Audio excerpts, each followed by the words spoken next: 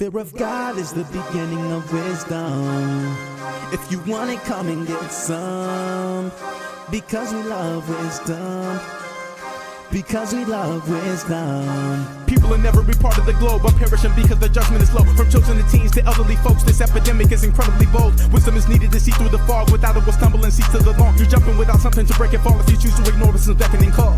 The only people who will lose the war are those who don't know who they're fighting for. You are the only one who can decide your fate. Don't waste your life when you can live inside of grace. If we turn to God and behold His shining face, we will gain traction to run in this human race. Hey, JC Johnson here, and you're listening to For the Love of Wisdom, where philosophy meets the streets. And on today's episode, we're talking about the wisdom of humanitarianism. Fear of God is the beginning of wisdom. If you want it, come and get some. Because we love wisdom. Because we love wisdom. Fear of God is the beginning of wisdom. If you want it, come and get some. Because we love wisdom. Because we love wisdom.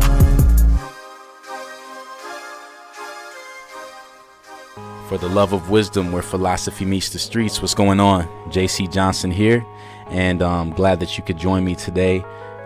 We are in the second season of the show, and we have some pretty good stuff coming up. We've discussed professionalism and altruism, and on this show we're going to be discussing humanitarianism, the importance of it, what it is, and really we're going to contrast it with the last show. On the last show we talked about altruism, and we spoke about how there's a distinction really between altruism and humanitarianism, and the biggest distinction between the two is this: altruism is something that you do for completely selfless reasons.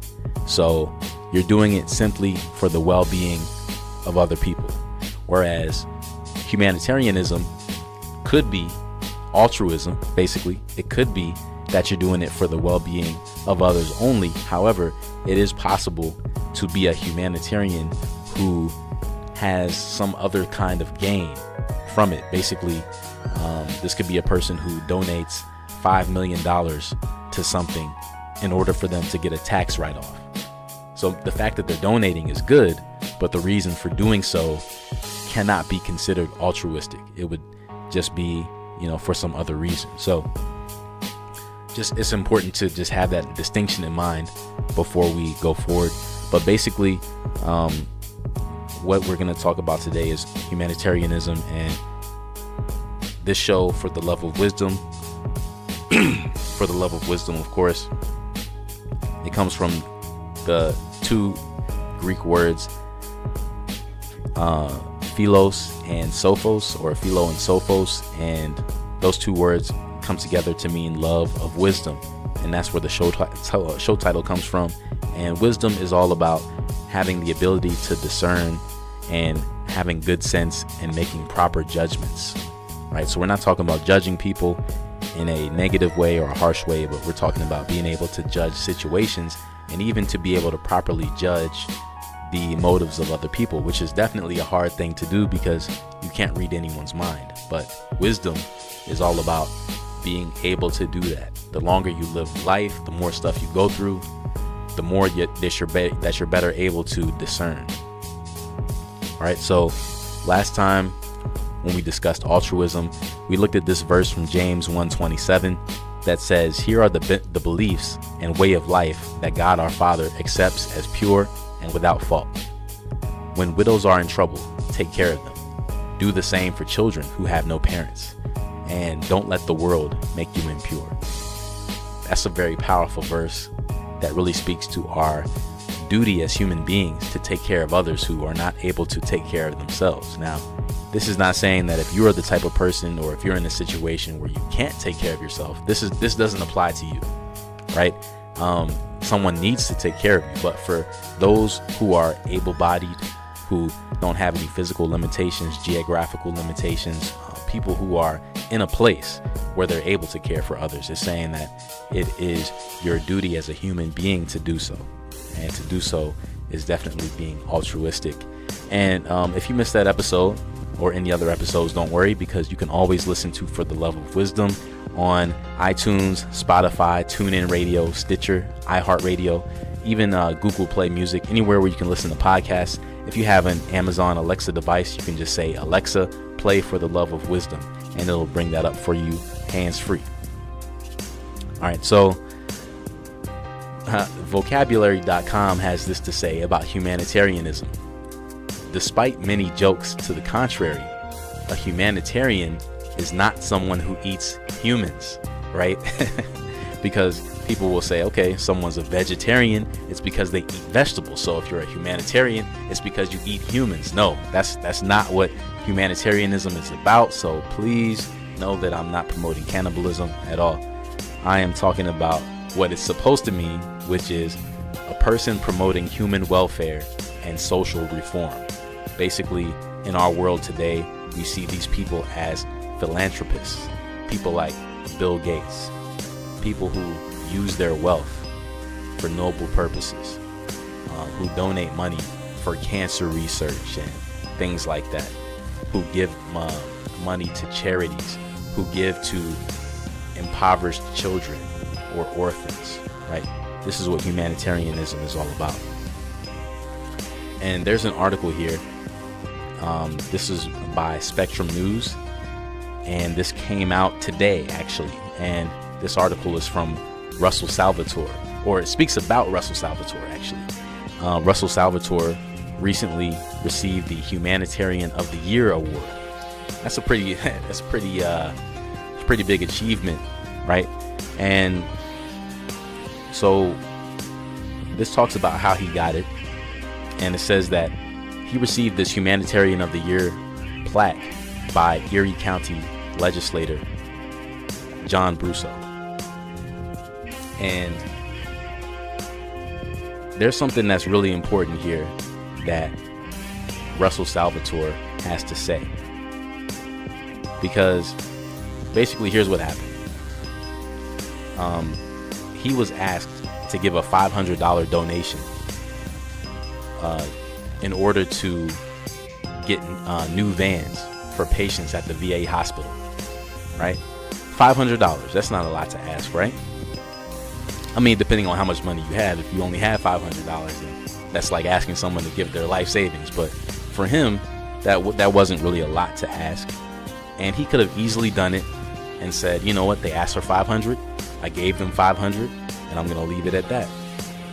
But here's where his humanitarianism maybe was more altruistic in nature. He said, instead of giving you $500, what he did was he called up a dealership, and he had a $300,000 fleet of new vans delivered to the VA hospital. So his donation went from what they asked for, which was $500, to $300,000, because he believed that was going to meet the need in a much more powerful way.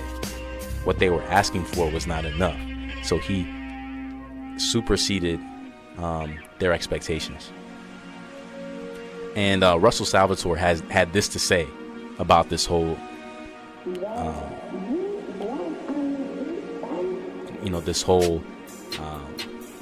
situation here, and he talks about the reason why he gave this amount of money. He said, my life has been in the hospitality business for close to 70 years. The people have made me what I am today. You know, you patronized me for all these years, so I'm giving you back the money that you're going to get. And then he went on to say this: I don't need no money when I go up to heaven. I hope one of you guys are gonna buy me a free cocktail when I get up there, right? So he's, being a little humorous here, but he's basically saying, hey, this is just the right thing to do. The least that you can do is, hey, just buy me a cocktail in heaven. I don't know if they're going to serve cocktails in heaven, but I'm sure they're going to have some sort of version of that, right? So definitely, if you see Russell Salvatore up there, definitely look out for him. And we're going to discuss a little bit more about humanitarianism after the break, but you are listening to North Coast Underground, where the underground starts with you. Thank you for listening. Hey, what's going on? JC Johnson here, You're listening to For the Love of Wisdom, where philosophy meets the streets. And we are back discussing humanitarianism. And before the break, we were looking at an individual by the name of Russell Salvatore, who recently won the Humanitarian of the Year award. And the reason why he won that is because the VA hospital asked him to donate $500, and he greatly exceeded those expectations by instead giving them $300,000 worth of new vans. And that's a lot. That's a whole lot. And you can't even buy one van with $500. So, I don't know why they asked for that in the first place, but he said he realized he saw a need. He said, no, that's not going to do it. They need much more than that. So definitely well-deserved award, I think, for being a humanitarian. And we're going to look at some other humanitarians, well-known ones, and look at what they have to say. Mother Teresa, who's definitely known for the great work that she did in Calcutta, India. And she was internationally known, even beyond India. And Mother Teresa said, if you can't feed 100 people, feed just one. And this is really important because she's speaking to, I think, the heart of the matter here. It's not really about how much you can do. So we discussed Mr. Salvatore and him, donating $300,000 worth of vans to the VA hospital. Not vans, the shoes, but actual vans that they could drive in, right? Just in case you're wondering. So you may not be able to do what he did. And some people feel like, well, if I can't do this grandiose thing, if I can't, make a huge impact that's going to make me go down in history, then I'm not going to do anything. But what Mother Teresa is saying here is, don't worry about how much you can do. You don't have to donate millions. You don't have to feed 10,000 people. You don't have to do anything like that. If you can help just one person, then you did something good. So again, there's no excuse. There's no excuse. We can all do something. Norman Borlaug had this to say, or Borlaug. He said, the destiny of world civilization depends on providing a decent standard of living for all mankind.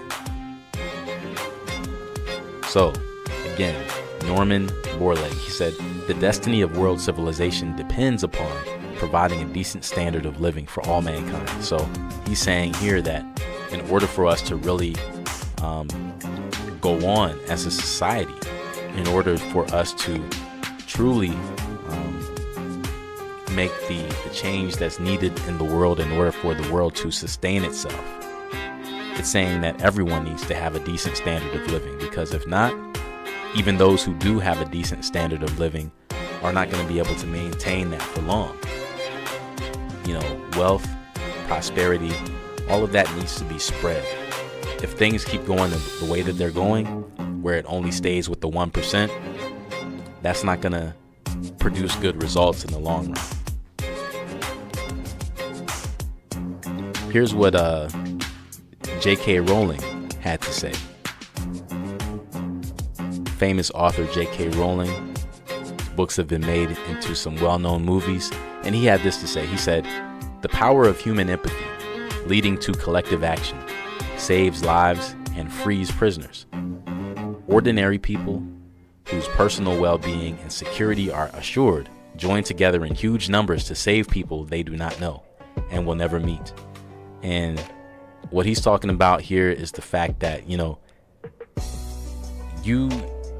in order to,